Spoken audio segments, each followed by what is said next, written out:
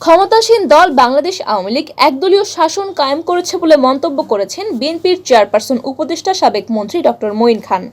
তিনি বলেন, স্বাধীনতার 50 বছর পরে আওয়ামী লীগ বাংলাদেশকে এমন এক পরিস্থিতিতে নিয়ে এসেছে যেখানে গণতন্ত্র নাই। তারা একদলীয় শাসন কায়েম করেছে। অতীতে তারা বাকশাল কায়েম করেছিল। এবার অলিখিত ভাষায় একদলীয় হয়ে কাজ করতে হবে এমন পরিবেশ সৃষ্টি করে রেখেছে। তিনি আরো বলেন, এখন দেশের মানুষ পরাধীন রয়েছে। মানুষের অধিকার ফিরিয়ে আনতে আমরা আন্দোলনে নেমেছি। স্বতঃস্ফূর্তভাবে বাংলাদেশের মানুষ তাতে অংশ নিয়েছেন। মানুষ আমাদের সহযোগিতা করছে। আমি বিশ্বাস করি এবার আওয়ামী লীগের দুঃশাসনের পরিসমাপ্তি হবে। বৃহস্পতিবার 17 নভেম্বর বিকেলে সিলেট নগরের আলিয়া মাদ্রাসার মাঠে অনুষ্ঠিতব্য সিলেট বিভাগীয় গণসমাবেশের স্থল পরিদর্শনকালে তিনি এইসব কথা বলেন। সিলেটকে লাকি 7 উল্লেখ করে ডক্টর মঈন খান বলেন, আমরা ইতোমধ্যে 6টি সমাবেশ করেছি। এতে দেশের মানুষ অংশ নিয়েছেন। কিন্তু শাহজালালের মাটিতে আমরা আগে সমাবেশ না করে 7ম সমাবেশ করছি, কারণ এই মাটি পবিত্র। ইনশাল্লাহ এই পবিত্র মাটিতে সমাবেশ সফল হবে।